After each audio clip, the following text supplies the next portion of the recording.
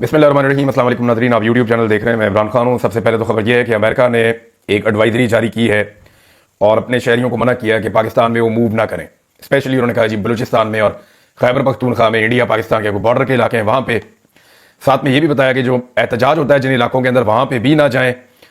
यानी पाकिस्तान में एहतजाज मना है, शरीक ना हो। सोशल मीडिया पर हुकूमत और फौज पर तनकीद की वजह से कई अमरीकी शहरियत रखने वाले शहरी गिरफ्तार हो चुके हैं। सफारत खाना गिरफ्तारी पर महदूद मदद फराम कर सकता है। अमरीकी महकमा खारजा ने अपने शहरियों को वार्निंग जारी की है कि वो पाकिस्तान में ट्रैवल भी ना करें, दहशतगर्दी के वाकयात और खतरात भी हैं।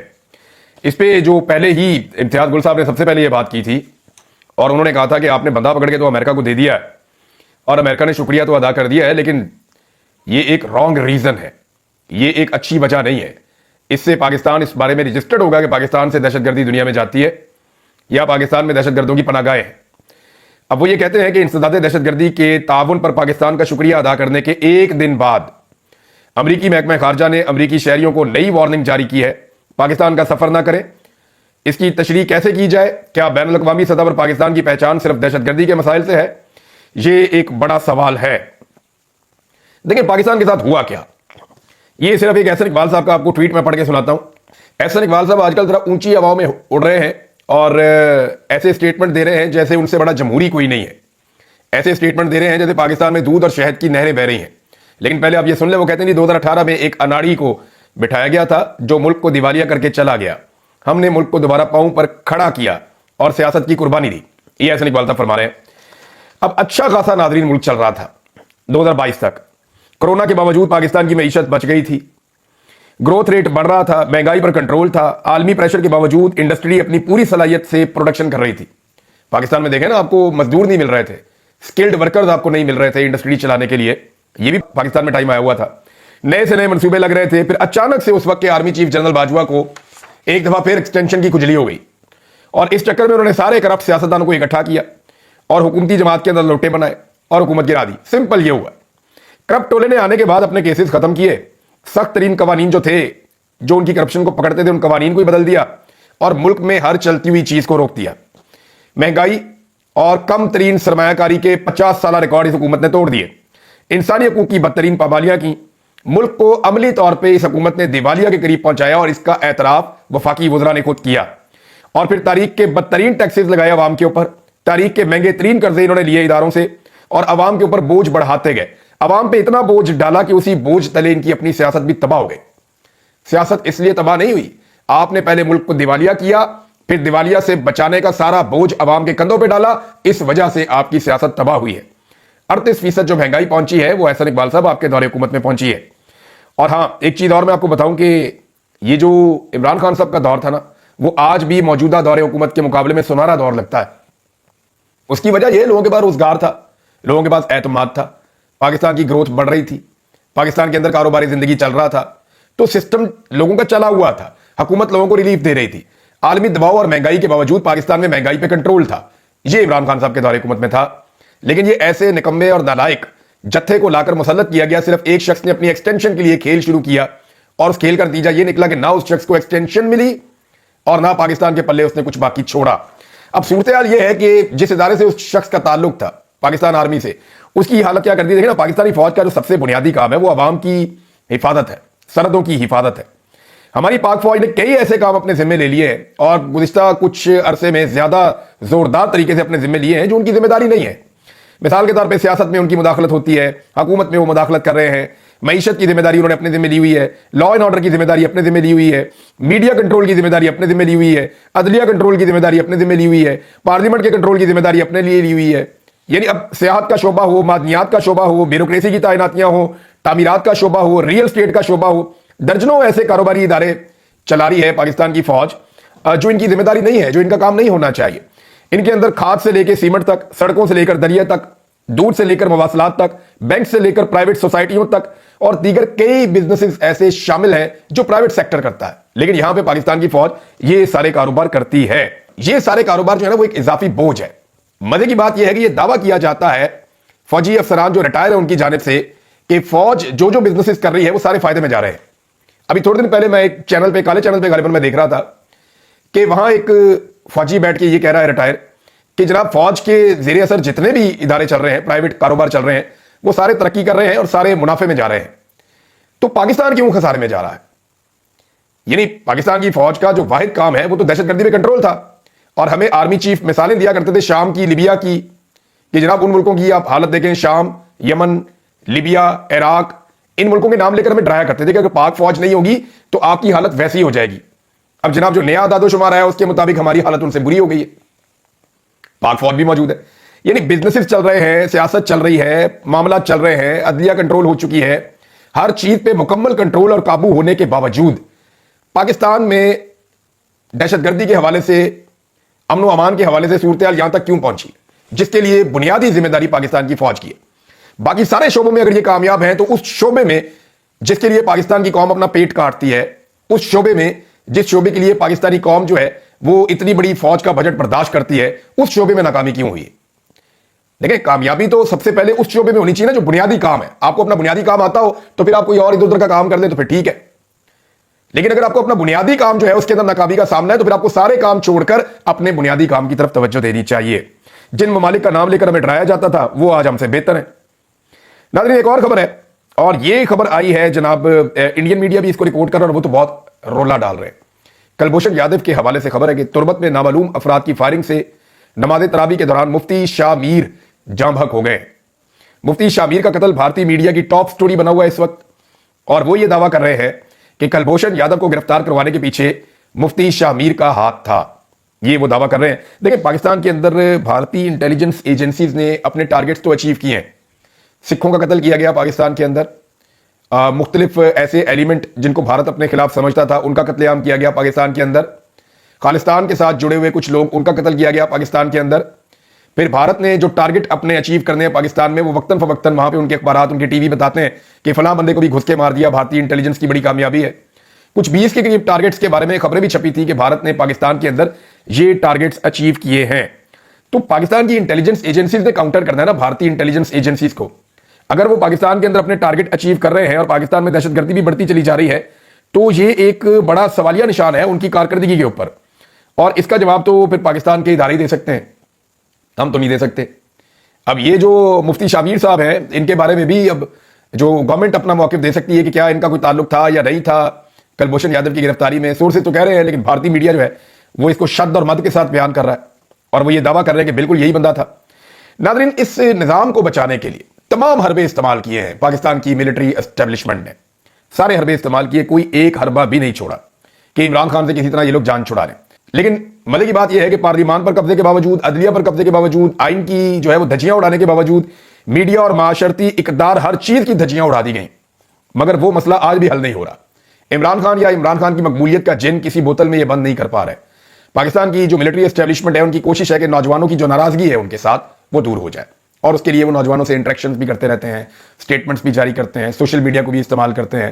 سوشل میڈیا پہ کچھ ایسے پلیٹ فارمز جن کے پیچھے آپ کو کسی کا ہاتھ نظر نہیں آتا، آپ کو یہ نظر آتا ہے کہ یہ اتنے سارے لوگ اس پہ نوکری کر رہے ہیں، اتنے سارے لوگوں کا بوجھ تو ایک کمرشل نیوز چینل نہیں اٹھا سکتا جتنا بڑا بوجھ یہ ڈیجیٹل میڈیا نیٹ ورکس اٹھا رہے ہیں. کروڑوں روپیہ مہینے کا یہ کیسے خرچ کر رہے ہیں جبکہ ان کی کمائی زیرو ہے، یعنی کچھ نہیں کما رہے اور بہت سارا پیسہ خرچ کر رہے ہیں. بے شمار لوگوں کو اکٹھا کیا گیا ہے تو اپنا نیریٹو بنانے کے لیے، نوجوانوں کے اندر بات چیت کو بہتر کرنے کے لیے. ایون پشتو زبان میں بھی شہزاد اکبر صاحب بتا رہے تھے کہ کوئی پروجیکٹ لانچ ہوا ہے اور کوشش کی جا رہی ہے کہ جو پشتو بولنے والے نوجوان ہیں انہیں اپنی لائن پہ لایا جا سکے. لیکن نوجوان کافی ناراض ہیں. حالات یہ ہیں کہ جس نوجوان کو گرفتار کیا جاتا ہے یا بزرگ کو ایون گرفتار کیا جاتا ہے پاکستان تحریک انصاف کی کسی ریلی سے یا جلسے سے، مہینوں کے بعد بھی جب وہ چھوٹ کر آتے ہیں تو وہ عمران خان کے نعرے لگا رہے ہوتے ہیں. لوگ ان کے گلوں میں ہار ڈالتے ہیں، لوگ ان کا استقبال کرتے ہیں، لوگ انہیں سر آنکھوں پہ بٹھاتے ہیں، اور اس کے بعد جو ان کے علاقے کے باقی نوجوان ہیں وہ بھی آٹومیٹکلی اس تحریک کا حصہ بن جاتے ہیں. دیکھیں، تحریک چلتی کیسے؟ تحریک کے اندر جن لوگوں کو مار پڑے وہ آئیں اور آ کر چپ کر کے بیٹھ جائیں نا تو پھر تحریک نہیں چلتی. لیکن جن لوگوں کو مار پڑے وہ باہر آئے، ان کا استقبال ہو اور وہ اپنے موقف پر ڈٹ کر کھڑے ہو جائیں تو وہ ہیروز بن جاتے ہیں. جب وہ لوگ ہیروز بنتے ہیں تو ان کے آس پاس کے جتنے نوجوان ہوتے ہیں وہ سارے ان ہیروز کو فالو کرنا شروع کر دیتے ہیں اور وہ ان کی طرح کا ہیرو بننا چاہتے ہیں، اور اس طرح ایک تحریک کے اندر لوگوں کی تعداد بڑھتی چلی جاتی ہے. پاکستان تحریک انصاف میں جو ریاست ہے وہ لگاتار یہی غلطی کر رہی ہے، اور غلطی میں غلطی، اتنی زیادہ غلطی کہ اب تو ہر طرف سے شکوے شکایتیں آ رہے ہیں. اختر جان مینگل صاحب جو ہیں وہ بلوچستان کے ایک بڑے رہنما ہیں اور وہ اس سسٹم سے بہت مایوس ہوئے ہیں.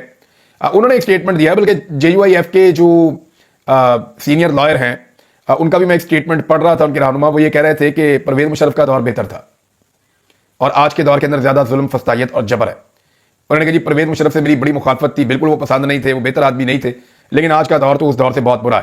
اختر جان مینگل یہ کہتے ہیں پہلے لوگ آئی بی اور اسپیشل برانچ کے ذریعے اغوا کیے جاتے تھے, مگر اس بار تو ترقی اتنی ہو گئی ہے کہ آئی ایس آئی نے براہ راست ایک خاتون سینیٹر کو اغوا کر کے زبردستی آئینی ترمیم میں ووٹ دلوایا ہے. یہ نہ صرف جمہوری اقدار اور آئین کی توہین ہے بلکہ بلوچ روایات کی بھی سنگین خلاف ورزی ہے. پھر نہ جانے کس منہ سے عورت کو عزت دو کی بات کرتے ہیں یا خواتین کا عالمی دن منانے کا ڈھونگ رچاتے ہیں, جب حقیقت میں عورتوں کو اغوا کر کے, ہراساں کر کے اور زبردستی فیصلے کروا کر ان کی تذلیل کی جاتی. یہ جناب آپ کو کہہ رہے ہیں اختر مینگل صاحب. اختر مینگل صاحب نے مزید بتایا کہ 1947 سے بلوچستان کو ملٹری اسٹیبلشمنٹ کی گود میں ڈال دیا گیا تھا. پہلے صرف بلوچستان میں لوگ لاپتہ ہوتے تھے, مگر اب اس نے پورے پاکستان کو مسنگ پرسن میں تبدیل کر دیا ہے. ہماری ملٹری اسٹیبلشمنٹ عربی اونٹ سے بھی زیادہ خطرناک ہے. اگر اسے خیمے میں جگہ دو تو یہ پورے خیمے پر قبضہ کر لے گی اور مالک کو دھکے دے کر باہر پھینک دے گی. یہ پہلے ہی عدلیہ, پارلیمنٹ, میڈیا اور دیگر اداروں میں مداخلت کرتی تھی, مگر اب یہ میاں بیوی کے ذاتی معاملات اور عدت جیسے نجی مسائل میں بھی دخل اندازی کر رہی ہے. ویسے پاکستان تحریک انصاف کو اپنے ایک وفد کو اختر مینگل صاحب کے پاس بھی بھیجنا چاہیے, ان کے ساتھ بھی بات چیت جاری رکھنی چاہیے. ان کے ساتھ وہاں پہ ظلم اور فسطائیت ہو رہی ہے بلوچستان میں جس کا وہ مقابلہ کر رہے ہیں, اور اختر مینگل صاحب وہ شخصیت ہیں جو بلوچستان کے نوجوانوں کو کم سے کم بٹھا کے بات چیت شروع تو کر سکتے ہیں. مہارنگ بلوچ صاحبہ ہیں, چاہے وہ منظور پشتین ہیں, چاہے وہ بلوچستان کے رہنے والے غیور بلوچ ہیں, چاہے وہ غیور پٹھان ہیں بلوچستان کے رہنے والے. یہ دو جو طبقات ہیں وہ بہت بڑی تعداد میں وہاں پہ رہتے ہیں, بلوچ اور پٹھان.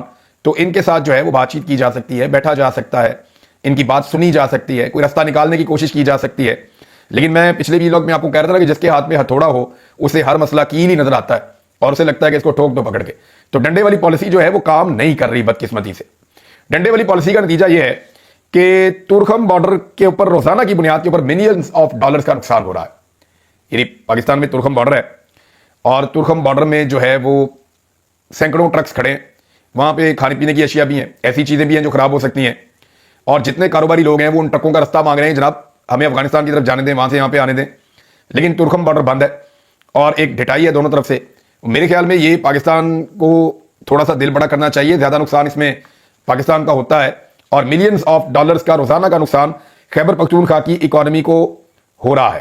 ناظرین, ہماری افغان پالیسی جو ہے وہ اتنی فضول ہے کہ اس کو مجید نظامی صاحب ہیں جرنلسٹ, انہوں نے ایک سٹیٹمنٹ کے اندر ہی ساری بند کر دی. وہ یہ کہتے ہیں کہ نہ خدا ملا نہ وصال صنم. گزشتہ 10 سال میں ہمارے ترکش میں جو آخری تیر تھا وہ یہی تھا کہ ہم افغان طالبان کو دنیا کے ساتھ مذاکرات کے لیے بٹھا سکتے ہیں. اب وہ بھی کارگر نہیں رہا کیونکہ دنیا کی نظروں میں ہمارے نخرے ہی بہت زیادہ تھے. اب عالمی دنیا عرب شیخوں کے ذریعے افغان طالبان سے ڈیل کر رہی ہے. یہ بات بالکل ٹھیک ہے.